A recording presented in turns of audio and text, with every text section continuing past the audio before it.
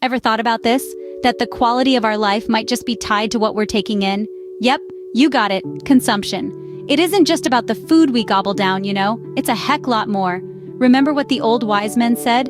You are what you eat. But let's extend that. The media we watch, the books we flip through, the tunes hum, the folks we hang out with, all of these, my friend, are forms of consumption.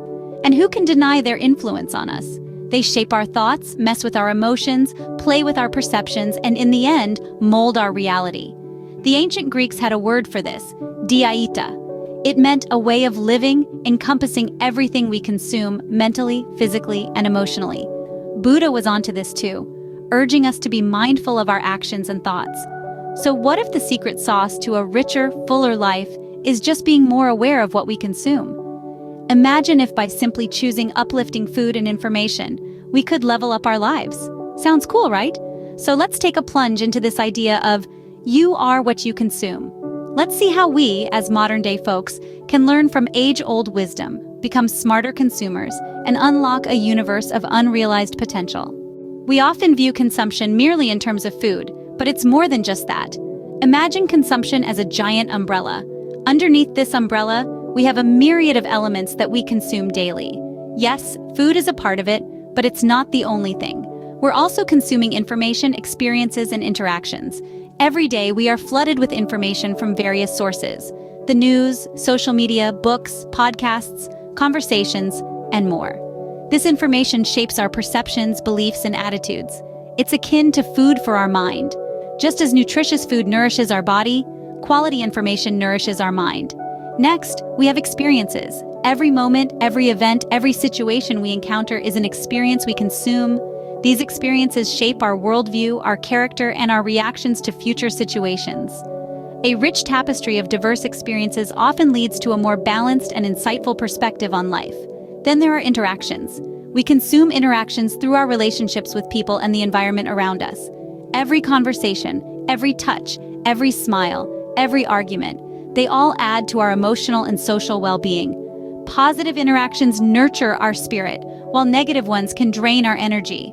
All these different forms of consumption, food, information, experiences, and interactions, collectively contribute to our overall life quality.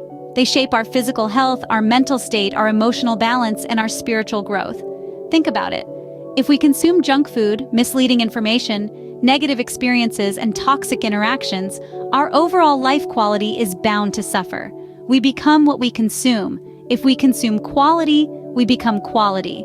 If we consume garbage, well, you get the idea. Understanding that what we consume isn't just about physical intake, but also about mental and emotional intake makes us more conscious consumers. By broadening our understanding of consumption, we can make more informed choices that enhance our life quality and help us grow in the direction we desire. So remember, consumption is not just about what we eat. It's about what we feed our minds, our hearts, and our souls.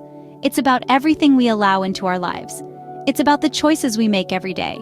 Understanding that what we consume isn't just about physical intake, but also about mental and emotional intake makes us more conscious consumers. Imagine your mind as a garden. Every thought, every piece of information, every bite of food is a seed. The nature of those seeds, whether they are wholesome or harmful, nurturing or destructive, determines what grows in that garden. When we consume healthy, nutrient-rich foods, we're planting seeds that bloom into vitality, energy, and wellness. Contrast that with the consumption of processed junk food. These seeds may sprout quickly, offering immediate gratification, but in the long run, they only yield health problems and lethargy. Then there's the media we consume. Positive, uplifting content can inspire us, make us more compassionate and open-minded. It can spark creativity, motivation, and a desire to contribute to the world. On the other hand, a constant diet of negative, fear-based media can make us anxious, cynical, and disconnected. It plants weeds of doubt and fear that can choke out the more beneficial growths. The same goes for our relationships. Uplifting relationships, those that challenge us to grow, to learn, to be better.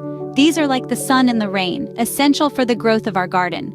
But draining relationships, the ones that belittle us, that fill us with doubt and negativity, they are like pests that harm our garden, stunting our growth. And it's not just about our physical health or emotional well-being. What we consume also impacts our spiritual selves. A diet of mindfulness, of kindness, of love, of peace. These feed our souls. They make us more receptive to our higher selves, to the whispers of the universe, to the wisdom of our own hearts. But a diet of anger, of hate, of fear, these block our spiritual channels. They make us deaf to our own inner wisdom. So, you see, every choice we make about what to consume, from the food we eat, the media we engage with, the people we surround ourselves with, to the thoughts we entertain, shapes us. It shapes our bodies, our minds, our hearts, our souls. What we consume directly impacts our health, mindset, relationships, and even our spiritual well-being.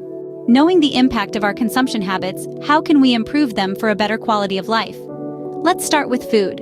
It's not just about eating healthy, it's about consuming foods that resonate with our body's natural rhythm.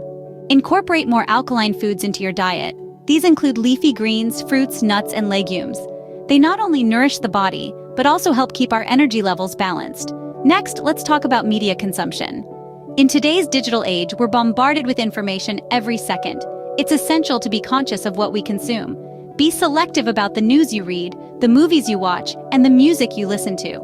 Instead of mindlessly scrolling through social media, choose content that sparks creativity, broadens your perspective, or teaches you something new. Moving on to relationships. They say we are the average of the 5 people we spend the most time with. So surround yourself with people who inspire you, challenge you, and make you want to be the best version of yourself.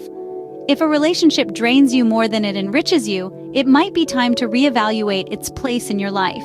Lastly, consider your consumption of material goods. We live in a consumerist society that encourages us to buy more, own more. But does owning more really equate to being more? Perhaps not.